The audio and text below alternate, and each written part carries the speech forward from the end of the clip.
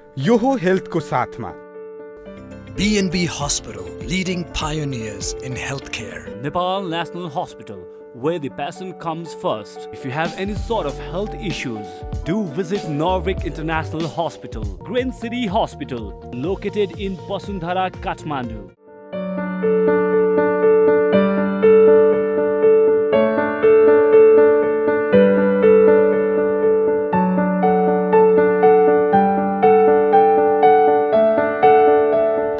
नमस्कार, यो हेल्थ कार्यक्रममा यहाँलाई स्वागत छ। म शारदा थापा। यो हेल्थमा हाम्रो हेल्थसँग रिलेटेड अङ्गको विषयमा हामीले यहाँहरूलाई जानकारी दिँदै आइरहेका छौँ र आज पनि हामी विशेष कुराकानी गर्दैछौँ प्लास्टिक सर्जरीको बारेमा।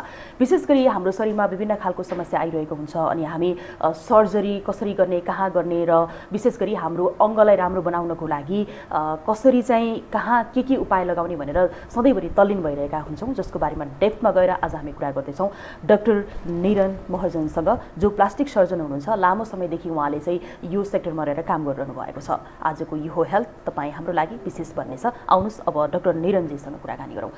डाक्टर साहब, यहाँलाई स्वागत छ कार्यक्रममा। धन्यवाद। अब फर्स्ट अफ अल हामी एकदमै यो सबैको लागि नभई नहुने जानकारी होइन, प्लास्टिक सर्जरीको विषयमा पछिल्लो समय धेरै कुराहरू बाहिरिसकेको छ। फर्स्ट अफ अल अब प्लास्टिक सर्जरी भनेको के हो, यहीँबाट स्टार्ट गरौँ। अब प्लास्टिक सर्जरी भन्नाले अधिकांश नेपालीहरूमा चाहिँ यसो बुझ्दाखेरि धेरैको कन्सेप्टहरूमा चाहिँ छैन। जस्तै कि आउने बिरामीहरूले पनि तपाईँको लागि के गर्न पर्यो भन्दाखेरि प्लास्टिक सर्जरी गर्ने भन्छन्, शब्द चाहिँ प्रयोग गर्छन्, तर शब्द अनुसारले चाहिँ त्यसको यथार्थ मिनिङ चाहिँ के हो उनीहरूलाई थाहा हुँदैन। कतिजनाले त्यसको बारेमा भन्न सक्दैनन् भने कतिजनाको सोचाइमा चाहिँ के त भन्दाखेरि यो भनेको कुनै प्लास्टिकहरू प्रयोग गरेर दाग रहित गरिने पद्धति हो कि भन्ने मान्यता चाहिँ धेरैजनाको चाहिँ भेटाएको छ। विशेष गरी स्किनको लागि या त यो भनौँ न प्लास्टिक भन्ने बित्तिकै प्लास्टिक हाम्रो नर्मल प्लास्टिकसँगै चाहिँ जोडेर चाहिँ प्लास्टिककै प्रयोग गर्ने होला भन्ने चाहिँ उनीहरूको प्रयोग हुन्छ। तर यो 100% गलत हो पनि भन्दिनँ, किनभने कुनै ठाउँमा चाहिँ हामीले त्यो भनौँ न प्लास्टिक त नभनौँ तर आउटसाइड मेटेरियल्सहरू चाहिँ युज चाहिँ गर्छौँ यो पद्धतिभित्र, हाम्रो सर्जरीभित्र। त्यसले गर्दाखेरि 99% यो रङ नै हो। यो प्रयोग हुँदैन, यसमा क्लियर हुनु पर्यो। हजुर, त्यो गर्दाखेरि चाहिँ अब दाग रहित भन्दा पनि कुनै पनि ठाउँ शरीरमा चाहिँ घाउ बनाइसकेपछि त्यसको दाग चाहिँ हुन्छ, तर देखिने र नदेखिने, नियालेर हेर्दा बल्ल देखिने र टाढैबाट झट्ट हेर्दा देखिने, त्यो छुट्टा भयो भने अरू विधाहरूमा चाहिँ यसलाई त्यतिकै वास्ता गरिँदैन भने चाहिँ प्लास्टिक सर्जरीमा चाहिँ हामीले अब अझ यसमा पनि हेर्ने हो भने दुईवटा विधा हुन्छन्, एउटा रिकन्स्ट्रक्टिभ, अर्को चाहिँ कस्मेटिक या त एस्थेटिक। कस्मेटिक पार्टमा चाहिँ स्पेसली हामीले चाहिँ त्यो ख्याल राख्छौँ ताकि हामीले यस्तो ठाउँमा चाहिँ यसरी अपरेसन गरौँ कि त्यसमा चाहिँ दागै नदेखोस्, बाहिरबाट झट्ट हेर्दाखेरि चाहिँ त्यो कुरा हो प्लास्टिक सर्जरी भनेको चाहिँ। त्यसैले चाहिँ यो चाहिँ ब्रोड टर्म भयो। यो खास चाहिँ कस्तो भन्दाखेरि अब धेरै जस्तो यो अङ्ग्रेजी शब्दहरू कि त ल्याटिनबाट कि त ग्रिकबाट चाहिँ तपाईँको आगन्तुक शब्दको रूपमा चाहिँ लिइन्छ। त्यो लिँदाखेरि चाहिँ यो चाहिँ ग्रिक शब्द प्लास्टिकोस भन्ने शब्दबाट चाहिँ मोडिफाई गरेर चाहिँ ल्याएको शब्द भयो, जसको अर्थ चाहिँ तपाईँको कुनै पनि ढाँचालाई चाहिँ बदल्नु, टु मोल्ड भन्छ अङ्ग्रेजीमा चाहिँ।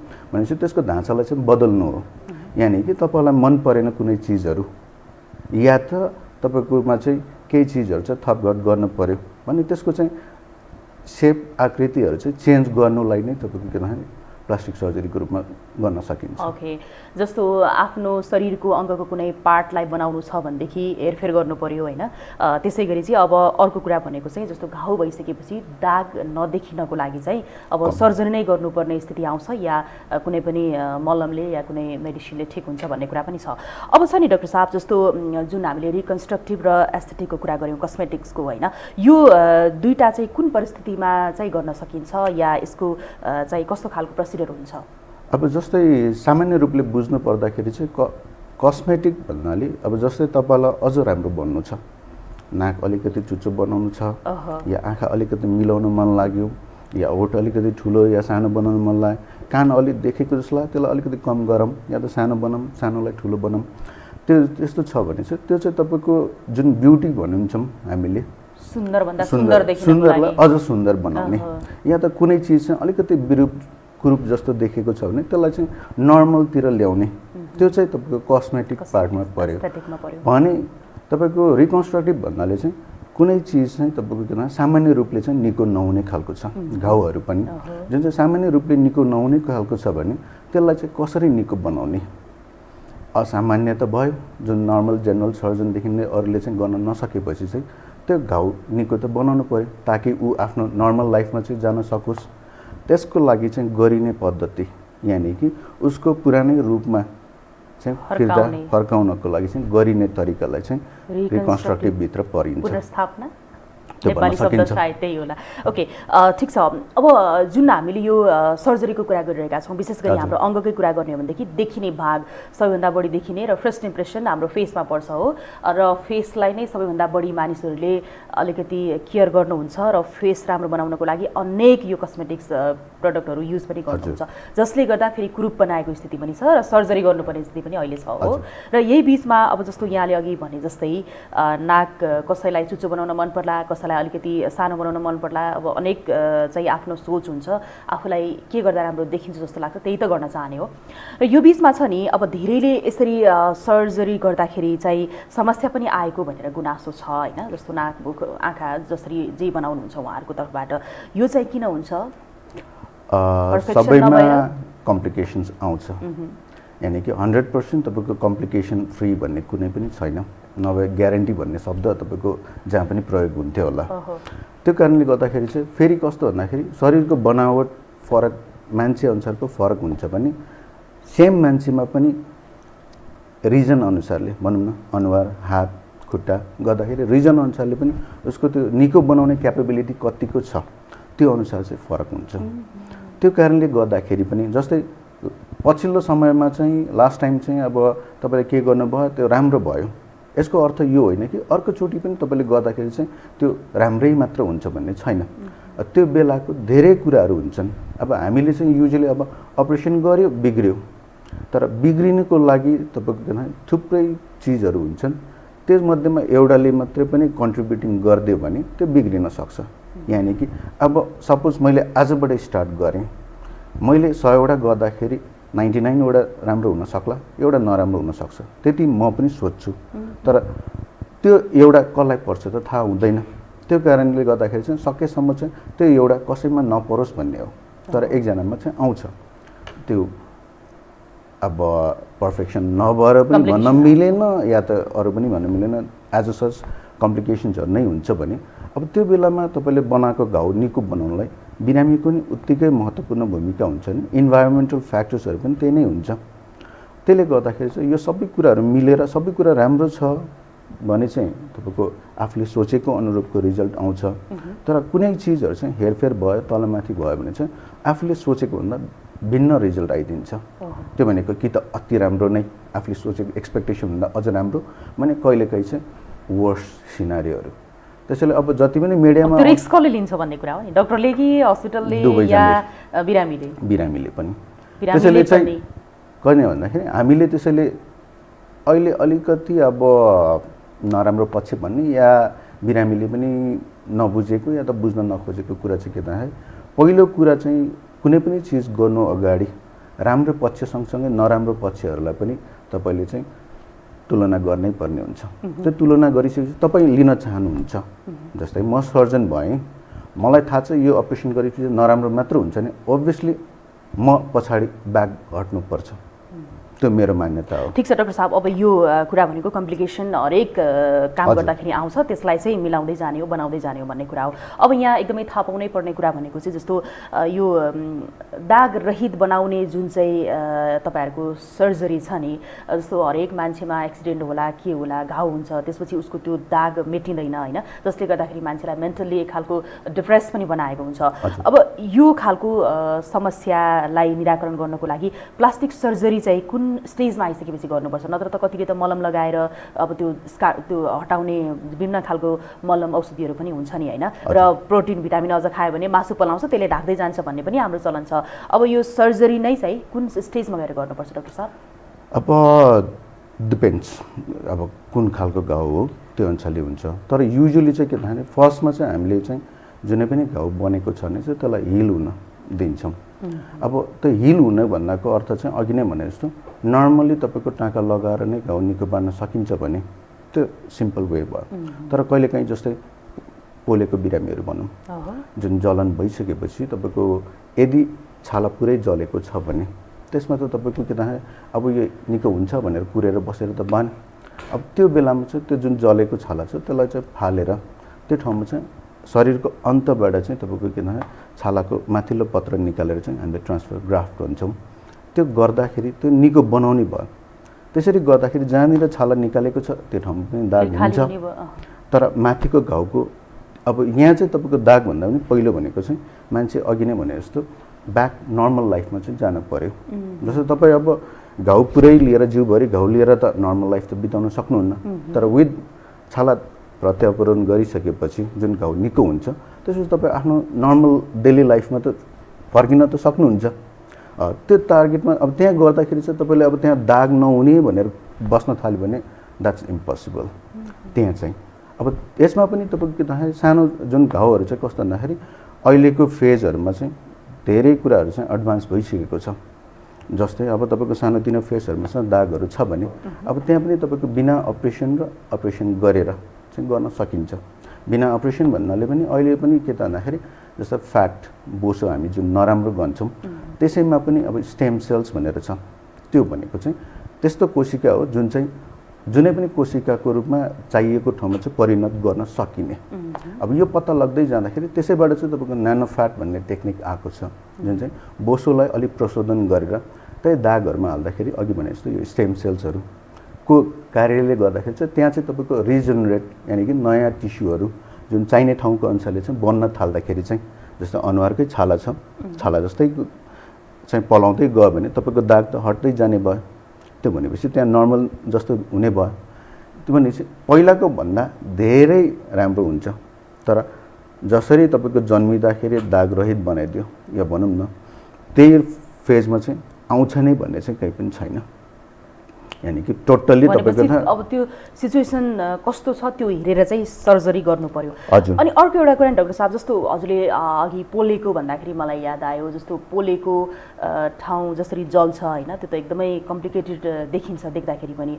अब त्यो भागमा त्यही शरीरको अर्को पार्टबाट मासु निकाल्नु पर्यो र त्यहाँ राख्नु पर्यो हो। त्यो गर्दाखेरि चाहिँ रिस्क कतिको हुन्छ होइन।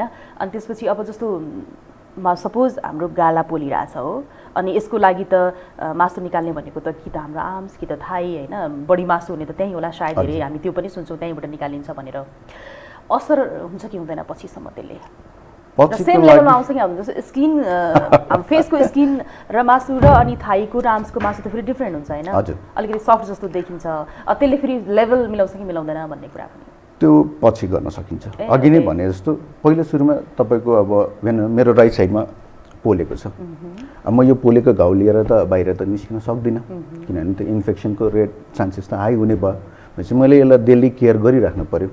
अब यो यतिकै निको हुन्छ भनेर बस्यो भने निको पनि होला तर महिनौँ लाग्छ किनभने हाम्रो छाला पलाउने भनेको कि त जराबाट पलाउनु पऱ्यो कि त छेउछाउबाट सर्दै आउनु पऱ्यो।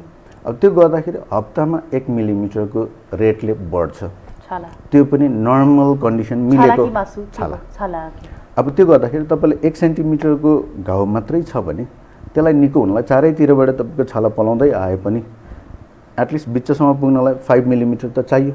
भन्छ 5 मिलिमिटर 1 मिलिमिटरको दरले तपाईँले रेटले गर्ने हो भने तपाईँलाई यादसँग 5 हप्ता त लाग्ने भयो। 5 हप्ता भनेको झन्डै 1.5 महिना। त्यो पिरियडमा पनि तपाईँले घाउलाई चाहिँ इन्फेक्सन हुनबाट जोगाउनु पऱ्यो।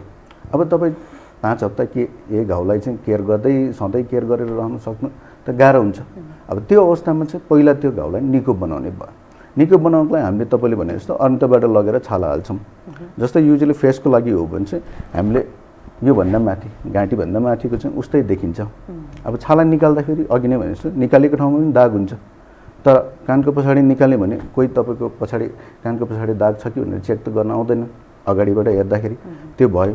या त तपाईँले लुगा ढाक्ने ठाउँहरू छन् भने त्यतातिरको निकाल्दाखेरि चाहिँ त्यो ढाकिने भयो यानि कि डाइरेक्ट नदेखिने ठाउँहरूबाट चाहिँ हामीले निकालेर पहिला त्यसलाई राख्छौँ। अब राखिसकेपछि तपाईँले भने जस्तो घाउ निको भयो so he or she back to normal लाइफमा जान सक्ने भयो। अब तर यो दाग लिएर फेरि उसलाई अलिकति ब्याक भयो अब त्यसपछिको भनेको चाहिँ अब तपाईँलाई उस्तै चाहियो भने अघि भने जस्तो टिस्यु एक्सपान्डरहरू पनि हुन्छन्। त्यो भनेको यही छालालाई चाहिँ भित्र राखेर चाहिँ तन्काउँदै जाने, जस्तै फुलाउँदै गइसकेपछि छाला पनि तन्किँदै जान्छ भने जति छाला चाहिने हो हामीलाई त्यति तन्काएर चाहिँ तपाईँले ब्याक राखिदिन सकिन्छ। अब त्यो राख्दाखेरि तपाईँको फेरि सिलाएको ठाउँको त दाग हुन्छ, त्यो दागलाई फेरि तपाईँको नदेखिने रूप बनाउने हुन्छ, जिगज्यागहरू गर्न सकिन्छ। यानि कि हामीले भन्दाखेरि चाहिँ जस्तै म्याजिक भन्छौँ नि, झुक्क्याउने, यो पनि तपाईँलाई के त मान्छेलाई चाहिँ झुक्क्याउने त्यो तरिका हो। प्लास्टिक सर्जरीले मान्छेलाई झुक्क्याउने अब त्यसरी भन्दाखेरि फेरि गलत अर्थ लाग्ला, तर धेरै मानिसहरूले जस्तै लामो घाउ छ भने अभियसली देखिने चिजलाई चाहिँ टुक्रा बनाइदियो भने त्यो चाहिँ टाढाबाट नदेखिने भयो। ठिक छ। यो सँगसँगै जस्तो एसिड आक्रमण भएको जति पनि व्यक्तिहरू हुनुहुन्छ उहाँहरूको अनुहार हामीले देखिरहेका हुन्छौँ अत्यन्तै जटिल अवस्थामा देखिन्छ र एसिड आक्रमण भइसकेको व्यक्तिमा जुन अहिले देखिएको छ नि उहाँहरूको उपचार पनि भइरहेछ होइन, प्लास्टिक सर्जरी मार्फत उहाँहरूको फेस रिकभर हुन सक्छ या कुनै पनि पार्ट अघि नै नहुने भएको कि कस्तो त्यो निको नभएको देखिन्छ कि उहाँहरूको? अब मेनली अघि नै भने जस्तो हामीलाई पहिला ब्याक टु नर्मल, जस्तै फेसको आफ्नो कस्मेटिक पार्ट छँदैछ, तर त्यो बाहेक पनि तपाईँको भन्दाखेरि भ्यालु धेरै छ। जस्तै खानको लागि मुख यहीँ छ, सास फेर्नको लागि नाक पनि त्यहीँ छ, सुन्नको लागि कान त्यहीँ छ, हेर्नलाई आँखा त्यहीँ छ। पहिला यिनीहरूको फङ्सन ब्याक टु आउनु पऱ्यो ताकि he or she can live आफ्नो सेल्फ भएर अर्काको डिपेन्डेन्सी हुन नपर्ने गरी चाहिँ त्यो बाँच्न सक्ने त्यो एउटा पार्ट भयो। त्यसपछि आएर अर्को पार्ट भनेको चाहिँ अब जस्तै हामीले किडनी ट्रान्सप्लान्टहरू यिनीहरू सुन्छौँ, अहिले लिभर ट्रान्सप्लान्टहरू भइरहेको छ, त्यो भनेपछि एउटा अङ्गलाई अर्को अङ्गमा मान्छेले त्यो पनि भन्छन्। त्यो गर्दाखेरि चाहिँ बुझ्नुपर्ने होइन स्किन या त यो पनि एउटा ट्रान्सप्लान्ट नै हो, यानि कि कुनै शरीरको भागलाई चाहिँ अर्को भागमा लानु भनेको इट्स अ ट्रान्सप्लान्ट। तर तपाईँलाई आफ्नै शरीरमा लानलाई त त्यस्तो अर्काको त भनिँदैन। अब त्यो फेजमा चाहिँ कुरा के आउँछ अरे मेरो लाँदा हुँदैन भनेर जुन बिरामीको कुरुवाली भन्छन्, त्यो गर्दाखेरि अरूको शरीरबाट तपाईँको शरीरमा सार्ने बेलामा यो त तपाईँको अन्तको हो भनेर शरीरले त्यसलाई रिजेक्ट गर्न थाल्छ। त्यो गर्दाखेरि जसरी तपाईँको अरू ठाउँमा मेडिसिनहरू औषधिहरू धेरै खाइराख्नुपर्ने हुन्छ, नियमित रूपले जिन्दगीभर खानुपर्ने हुन्छ, त्यसरी नै खानुपर्ने हुन्छ जुन अलि अनावश्यक जस्तो देखिन्छ। मैले भन्न खोजेको जस्तो पोलेको घाउ अर्थात् कुनै पनि एक्सिडेन्ट भएर बसेको घाउको दागलाई प्लास्टिक सर्जरी गरेर हटाउन सकिन्छ भने एसिड आक्रमण भएको व्यक्तिको त्यो जुन घाउ छ नि दाग छ नि त्यसलाई चाहिँ ब्याक टु नर्मल रिकभर हुन सक्छ कि सक्दैन भन्न खोजेको। त्यही अघि नै भने जस्तो पहिला सुरुमा चाहिँ अब हामीले अघि फङ्सनल पार्टहरू चाहिँ ब्याक ल्याउँछौँ, त्यसपछि आएर त्यो मैले चाहिँ यो किन पनि सोधेँ भने जति पनि देखिन्छ नि उहाँहरूको फेस पुरै बिग्रेको होइन त्यो रिकभर नभएको देखिन्छ क्या। त्यही भएर अब तपाईँले शरीरबाट अन्तबाट त ल्याउनु पऱ्यो, अन्तबाट ल्याउनु भनेको आफ्नै शरीरको भागबाटै हो। त्यसले गर्दाखेरि चाहिँ तपाईँको फङ्सनल आइसकेपछि अब एस्थेटिक यानि कि अब सुन्दरता कस्मेटिकतिर आउँदाखेरि चाहिँ अब तपाईँले के भन्दाखेरि यदि फेस मात्र जलेको छ भने वरिपरि घाँटीहरू छन्, अघि नै भने जस्तो त्यताको छालाहरूलाई चाहिँ तपाईँले तन्काउन सकिन्छ, हुन चाहिँ सक्छ, रिकभर हुन सक्छ, रिकभर गराउन सकिन्छ। तर 100% जुन एसिड अट्याक हुनुभन्दा अगाडि जस्तो रूप थियो त्यहीमा चाहिँ आउनलाई चाहिँ गाह्रो, अलमोस्ट नट पोसिबल भनौँ न। अब डाक्टर साहब यो सँगसँगै जस्तो मानिसहरूको अनुहारमा या शरीरको कुनै पनि भागमा मासु पलाउने, अब जस्तो मुसा आउने, कोठी आउने, यो अनेक खालको समस्याहरू छ नि, त्यो समस्यालाई समाधान गर्नको लागि पनि सर्जरी गर्नुपर्छ। कतिको मासु लामो भएको हुन्छ जस्तो आँखामै, नाकको छेउमा, मुखमा होइन कहीँ, त्यसको लागि चाहिँ के छ उपाय? तपाईँले भनिहाल्नु भयो उपाय पनि सर्जरी नै हो, सर्जरी नै, यानि कि त्यो अब जस्तो नर्मल मानिसहरुको तपाईको कस्तो भन्दाखेरि सर्फेस लेभल मिल्छ भने आजभोलि लेजर पद्धतिहरू छन्। लेजर पद्धतिबाट चाहिँ तपाईको भन्दाखेरि 3 या 4 चोटिसम्म गर्नुपर्ने अवस्थाहरू चाहिँ आउन सक्ला। त्यसले चाहिँ तपाईको के भन्दाखेरि कम गराउँदै लाने। तर यसको एउटै मात्र ड्रब्याक के हुन्छ भने तपाईले त्यो मासु राम्रो मासु हो कि नराम्रो हो त्यो जाँच गर्न पाइँदैन। मासु किन पलाउँछ? जस्तै यो हातमा कुनै पनि बेला या खुट्टामा कहीँ एकदम लामो भएर पलाइरहने हैन, अनि मुसा भनेर हामी नर्मल भाषामा भन्छौँ हैन, मासु नै पलाएको होला त्यो र मुसा बनिरा होला, पुरै छपक्कै ढाक्ने हात खुट्टाहरू त्यो छ नि, त्यो समस्या चाहिँ के कारणले गर्दाखेरि आउँछ? रोग किन लाग्यो भने जस्तै हो। यानी कि हाम्रो जुन नर्मल्ली पनि हेर्छौँ भने याद गरेको हुँदैन, तर तपाईँ महिना दिन अगाडिको र अहिलेको 1 महिना पछिको कम्प्लिटली चेन्ज भइसक्नु भएको हुन्छ तर देखिँदैन। भन्नुको अर्थ चाहिँ जुन हाम्रो छाला छ बेसदेखि टपसम्म तपाईँको निस्किनलाई चाहिँ 28 दिनमा चाहिँ फेरिसकेको हुन्छ। जसरी सर्पले काँचुली फेरेको जस्तो देखिन्छ त्यसरी नै हाम्रो मान्छेहरूको पनि त्यो चाहिँ भइरहेको हुन्छ। त्यो गर्दाखेरि यानि कि अनगोइङ तपाईँको के त भन्दाखेरि त्यहाँ ट्रान्सफर्मेसन चेन्जहरू चाहिँ भइरहेको हुन्छ।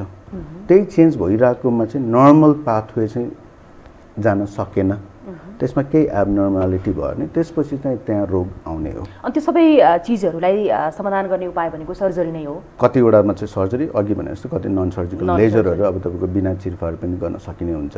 तर अब बिरामीले के खोजेको छ प्लस त्यो कन्डिसनमा चाहिँ के उपयुक्त हुन्छ त्यसैले अब आयो मासु देख्यो काटेर फाल्नै पर्छ या अर्को गर्ने हो त्यो भनेको चाहिँ अब तपाईँको रोगको किसिम के छ त्यो अनुसारले चाहिँ सिद्धान्त अनुसार चाहिँ हामीले के गर्ने हो त्यो फलो गर्छौँ। ओके, अब डाक्टर साहब जस्तो अघि हामीले यो आफ्नो सुन्दरताको कुरा गऱ्यौँ, कस्मेटिक यो एस्थेटिक प्रविधि भनौँ न एक हिसाबले, यो कुरा गर्दाखेरि चाहिँ कसैको जन्मजात रूपमा नै त्यो अङ्ग बिग्रिएको छ, जस्तो ओठ कसैको फाटेको छ, खुँडे भएको छ, या नाक सानो छ, या आँखामा प्रब्लम छ, हुन्छ नि अनेक थरीको समस्या त हामीले बजारमा देखिरहेका हुन्छौँ मानिसहरूको अनुहार या कुनै पनि अङ्गमा।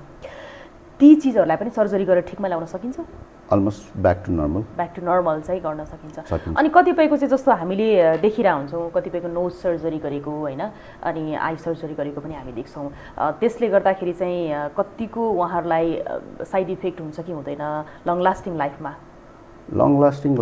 यदि साइड इफेक्ट देखिने हो भने त्यो तुरन्तै देखिन्छ, भनौँ न अपरेसन पश्चात नै थाहा भइसकेको हुन्छ भने पछितिर अघि नै भने जस्तो हाम्रो शरीरले पनि दागलाई चाहिँ कम गराउन या त हटाउन खोज्छ। त्यो गर्दाखेरि चाहिँ त्यो खुम्चिँदै जाने हुन्छ। जति तपाईँको खुम्चिँदै जान्छ त्यसले चारैतिरको टिस्युहरूलाई चाहिँ भनौँ न पार्टहरूलाई चाहिँ तान्दै लाग्छ। जस्तै सपोज मेरो यहाँ घाउ छ, घाउ सानो हुँदै जाने क्रममा चाहिँ यसलाई तान्दै ल्याउँछ। त्यो गर्दाखेरि उसको हात चाहिँ अब सिधा पार्न नसक्ने अवस्थाहरू चाहिँ आउँछन्। अब यो पार्ट भयो भने चाहिँ अब यस्तोमा चाहिँ हामीले कस्मेटिक भन्दा रिकन्स्ट्रक्टिभ भनौँ, यसलाई मुभमेन्टको लागि ल्यायो। अब अघि नै भने जस्तो मलाई यो नाक अलिक ठुलो जस्तो लाग्यो, अलिक ब्रोड जस्तो लाग्यो, यसलाई सानो बनाऊँ या त अलिकति चुच्चो बनाऊँ न भने जस्तो भन्छ। यिनीहरूमा चाहिँ तपाईँको के भन्दाखेरि कस्मेटिक अघि नै भने जस्तो ठिकै छ, त्यसले काम दिइ नै रहेको छ, तर त्यसलाई अझ राम्रो बनाउनु पऱ्यो। त्यस्तोहरू भयो। जस्तै अब मङ्गोलियन आइज भन्छौँ हामीले, जस्तै हामीले आँखाको परेला चाहिँ माथि उचाल्ने बेला चाहिँ डबल लेयर देखिन्छ, त्यसको आफ्नै सौन्दर्यता हुन्छ भने तपाईँले या त अब कास्टै त नभनौँ तर मङ्गोलियन या एसियन भन्छौँ हामीले, एसियन आइलिडहरू भन्छौँ, त्यसमा चाहिँ तपाईँले हेर्नु भयो भने चाहिँ सिङ्गल मात्रै देखिन्छ, एउटै प्लेन जस्तो देखिन्छ भने अब त्यो ठाउँमा चाहिँ तपाईँको बिना अपरेसन त भन्न मिल्दैन, तर सानो सानो मात्रै तपाईँको के भन्दाखेरि सानो घाउ मात्रै बनाएर या त कसैको लामै घाउ बनाएर चाहिँ त्यसलाई चाहिँ डबल लिडहरू बनाउन सकिन्छ। त्यो गर्दाखेरि अब तपाईँको जुन फेसको अघिको सुन्दरता छ त्यो अझ बढी निखारेको जस्तो देखिने भयो। अब यो पार्टहरू चाहिँ तपाईँको के भन्दाखेरि कस्मेटिकमा आउने भयो। अब कसैलाई चाहिँ के भन्दाखेरि गाला अलिक पुक्क फुलेको जस्तो लाग्यो या त डबल चिन जस्तो देखियो, अब त्यसमा चाहिँ तपाईँको के भन्दाखेरि सानो यताबाट पल बनाएर चाहिँ लाइपोसक्सन भन्छौँ, बोसोहरू तानिदिँदाखेरि चाहिँ त्यो तपाईँको निस्किन्छ भने देखिँदैन। तर त्यसपछि फेरि मान्छेले के भन्दाखेरि मेन्टेन गरिएन भने त फेरि तपाईँको त्यो रिअकर त हुन्छ। त्यसले गर्दाखेरि चाहिँ मान्छेले एकचोटि गरिसकेपछि चाहिँ जिन्दगीभर रहन्छ त्यो कुरा पनि होइन, यानि कि तपाईँले त्यसपछिको गर्नुपर्ने मेन्टेन्सहरू चाहिँ गर्नुपर्ने हुन्छ। अनि डाक्टर साहब जस्तो अब हामीले यो जुन सुन्दरताको कुरा गरिरहेका छौँ होइन, जस्तो यो रिकन्स्ट्रक्टिभ र एस्थेटिक कस्मेटिकको जुन पार्ट आयो नि, अब अहिले यो कस्मेटिककै कुरा गर्नुपर्दाखेरि चाहिँ अहिले एकदमै पार्लरहरूकै कुरा गर्ने भनेदेखि एकदमै हाई क्वालिटीको पार्लर हाम्रोमा छ, हामी सर्जरी पनि गर्छौँ, हामी सबै कुराहरूलाई मेन्टेन गर्छौँ भनेर यता पार्लरले पनि भनेको हुन्छ, कस्मेटिक्स साइडमा पर्छ होला सायद त्यो सेक्टरमा। यता हस्पिटलमा तपाईँहरू जस्तो स्पेसलिस्ट सर्जनहरू हुनुहुन्छ तपाईँहरूले नि भन्नुहुन्छ भरपर्दो कुन हो भनेर, फेरि बिरामी नभनौँ होइन, जसलाई समस्या छ कतिपय त सक्लो मान्छे जस्तो मलाई अहिले केही पनि भएको छैन तर मेरो अङ्ग एउटा बिग्रेको छ नि, म तपाईँकोमा गएँ भने त म पुरै बिरामी त होइन होला होइन। त्यसरी बुझ्दाखेरि चाहिँ भरपर्दो चाहिँ कहाँ गराउँदा राम्रो होला सर्जरी भनेर पनि धेरै अल्मलिनुहुन्छ क्या डाक्टर साहब, हजुरले भन्नुपर्दा कसरी भन्नुहुन्छ? अब यसमा चाहिँ अलिकति गाह्रो होला, गाह्रो नै जस्तो लाग्यो। मेनली अब भेरिफाइड होइन एकदमै सर्टिफाइड त हस्पिटल होला, सर्टिफाइड फेरि उता पनि त सर्टिफाइडै हो भनेर उहाँहरूको पनि त आफ्नै खालको एउटा मापदण्ड छ क्यारे नि। अनि कस्मेटिक अब तपाईँ ब्युटी पार्लर भन्नुहुन्छ नि त्यहाँनिर चाहिँ बाहिरबाट फाउन्डेसनहरू या त के युज गर्ने हो। अब जस्तै केमिकल पिलिङहरू भन्छौँ त्यो पनि पार्ट अफ द ब्युटिफाइङ नै पर्छ। त्यसपछि आएर अब योगसम्म चाहिँ अब म कानुन बनाउने मान्छे त होइन, तर अब नेपालको कानुनमा के छ त्यो खासै हेरेको पनि छैन।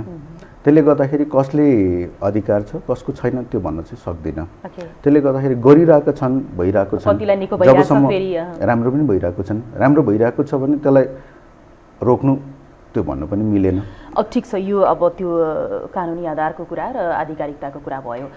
अब हामीले देखेको धेरै मानिसहरूमा सेतो दाग दुबी भनिन्छ हो, दुबी आएको मानिसहरू हामी धेरै देख्छौँ। सायद यति धेरै उपचार हुन्छ प्लास्टिक सर्जरी मार्फत म ब्याक टु नर्मल हुन सक्छु भन्ने उहाँहरूलाई थाहा नभएर हो, या यो चाहिँ हस्पिटल या कस्मेटिक या तपाईँहरू जस्तो सर्जनले नै उपचार गराउन नसकेको हो। उहाँहरू चाहिँ त्यो जस्ताको तस्तै हिँडिरहनु भएको छ, एकदमै सेतो त्यो छिरिबिट्टे होइन, त्यो उहाँहरूको स्किनमा फेसमा त्यो देखिरहेको हुन्छ। के कारणले गर्दा निको हुँदैन? त्यो चाहिँ हामीले युजुअली चाहिँ डर्माटोलोजिस्टकोमै तपाईँहरूपट्टि आउँदैन त्यो चाहिँ। त्यसैले अघि नै भने जस्तो डर्माटोलोजिस्ट यानि कि छाला सम्बन्धी यो सबै कुराहरू चाहिँ उहाँले नै हेर्नुहुन्छ। त्यो कारणले गर्दाखेरि चाहिँ अब जुन कस्मेटिक पार्टहरू पनि अहिले चाहिँ बिस्तारै उहाँहरूले पनि त्यसमा चाहिँ हात हाल्दै ल्याउनु भएको छ नि। कति ठाउँमा चाहिँ राम्रो रिजल्टहरू पनि आएको छन्, जुन राम्रै हो भनौँ न। अहिले यसो हेर्ने हो भने प्लास्टिक सर्जनहरूको मात्रा कमै छन्, त्यो अवस्थामा चाहिँ उहाँहरूले पनि गरिराख्नु भएको छ नि, बिरामीले सेवा पाएको छ, त्यो राम्रो कुरा हो। अब प्लास्टिक सर्जन हुनुहुन्छ यहाँले कतिको के बनाउनु भयो? अलिकति इन्ट्रेस्टिङ यहाँको आफ्नो जुन चाहिँ काम गर्दाखेरिको एक्सपिरियन्स होला नि। अब हाम्रो पार्टमा भन्नुपर्दाखेरि अहिले मेनली फोकस गर्दाखेरि हामी कस्मेटिक भन्दा पनि रिकन्स्ट्रक्टिभमा चाहिँ बढी छौँ। जस्तै अहिले वीर अस्पताल ट्रमामा धेरै जस्तो भनेको एक्सिडेन्ट भएर केसहरू आउने भयो। त्यसमा आउँदाखेरि तपाईँले चाहिँ के भेटाउँछ भन्दाखेरि चाहिँ अब हड्डी मात्र भाँचिएको हुँदैन, हड्डीलाई छोप्ने माथिको मासुहरू सबै गएको हुन्छन्, हात खुट्टा जता पनि भनौँ शरीरको भागमा। अब हड्डीलाई त जोड्ने काम त अर्थोपेडिक्स सर्जनहरूले चाहिँ गर्नुहुन्छ। त्यसलाई चाहिँ आफ्नो अलाइनमेन्ट गऱ्यो भने 6 विक्स 8 विक्समा हिल हुन्छ, तर खुल्ला रहेको खण्डमा चाहिँ त्यो हिल हुँदैन। अब त्यस्तो अवस्थामा त त्यो घाउलाई त पहिला पुर्न पऱ्यो, हड्डी जुन देखिरहेको छ त्यसलाई निकै त बनाउनु पऱ्यो, छोप्नु पऱ्यो। छोप्नको लागि अब यदि तपाईँको वरिपरिको मासुहरू छ भने त्यसलाई भनौँ न यताबाट उता सारेर त्यो गर्न सकिन्छ। यो चाहिँ एक्सिडेन्टवाला दाग रहित बनाउनको लागि गरिने? दाग रहित चाहिँ होइन, यो चाहिँ तपाईँको ब्याक टु नर्मल फङ्सनमा ल्याउनको लागि यो रिकन्स्ट्रक्टिभको पार्ट भयो। त्यो सबैभन्दा बढी तपाईँले गर्नु भएको छ। हजुर।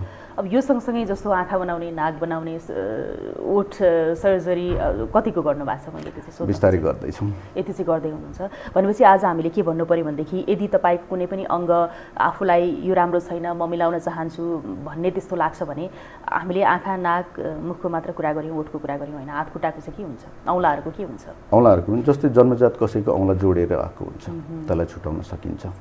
या त कसैको चाहिँ जस्तो कसैको चाहिँ 5वटा औँला हुनु पनि तर 4वटा छ भने जोड्न मिल्छ कि मिल्दैन? अब तपाईँको फङ्सन भइरहेको छ भने हामी त्यसमा लाग्दैनौँ। जस्तै अब तपाईँको बुढी औँला मेन चाहिने बुढी औँला हो, कसैको चाहिँ काटेको छ, तर त्यो स्थितिमा चाहिँ तपाईँको राम्रै छ भने खुट्टाको औँला लगेर यहाँ जोड्न सकिन्छ। त्यो गर्दाखेरि चाहिँ उसले चाहिँ पछि पर्फेक्टली हाम्रो नर्मल मान्छेले जस्तो 100% काम नभए पनि उसले समातेर खुट्टाको औँला चाहिँ फेरि अब तपाईँको त्यही त भने एक ठाउँबाट सापत लिएर अर्को ठाउँमा हो। जस्तै हाम्रो खुट्टाको मेन पार्ट भनेको हिँडेर जानको लागि हो, तर टेक्नोलाई त त्यस्तो केही समस्या नपर्ने गरी तपाईँले औँला निकाल्न सक्नुभयो भने हातको काम त ब्याक गर्न सकियो। अरू मानिसहरूबाट लिन सकिन्छ कि सकिँदैन यस्तो? त्यही अघि नै भने जस्तो यो भनेको अर्ग्यान ट्रान्सप्लान्ट जस्तै शरीरले लिन्छ कि लिँदैन भन्ने कुरा पनि भयो। शरीरले डेफिनेटली लिँदैन। ओके डाक्टर साहब, भनेपछि आज हामी कन्क्लुजनमा यही नै पुगौँ। यदि कसैको शरीरमा कुनै पनि अङ्ग आफूलाई ठिक छैन, म सर्जरी गरेर चाहिँ मिलाउन चाहन्छु, राम्री बन्न चाहन्छु भन्ने लाग्छ भने यसको लागि चाहिँ उपाय छ प्लास्टिक सर्जरी? तर उपाय छ भन्नाले पनि त्यसको बारेमा चाहिँ अघि नै भने जस्तो राम्रो के आउन सक्छ, कतिसम्म बन्न सक्छ र कम्प्लिकेसन के आउन सक्छ, त्यो सबै कुरा बुझेर थाहा पाइसके पश्चात यदि तपाईँ जान अगाडि बढ्न चाहनुहुन्छ भने हामी त्यो रिस्क लिनलाई चाहिँ तयार छौँ। तर टोटल्ली ग्यारेन्टेड मलाई राम्रै मात्रै चाहिन्छ भने त सायद सम्भव छैन। इभन अरू कन्ट्रीहरूमा पनि डेभलप कन्ट्रीहरूमा जाँदा पनि त्यही नै हो। Okay, thank you so much doctor साहब, यहाँले यति धेरै इन्फर्मेसन दिनुभयो, समय पनि दिनुभयो, धन्यवाद। धन्यवाद छ तपाईँलाई पनि। यति बेलासम्म हामी कार्यक्रम यो हेल्थमा कुराकानी गरिरहेका थियौँ प्लास्टिक सर्जन निरन महर्जनसँग। डाक्टर निरन महर्जनसँगको यो कुराकानीसँगै आजको लागि यो हेल्थको समय सकियो। यो टेलिभिजन हेर्दै गर्नुहोला। शारदा थापा बिदा हुन्छु। फेरि अर्को साता हामी यस्तै एउटा कुनै हाम्रो रोग अङ्ग या हाम्रो शरीरको स्वास्थ्यसँग सम्बन्धित विषयवस्तु लिएर आउनेछौँ। अहिलेको लागि भने शारदा थापा बिदा हुन्छु। नमस्कार।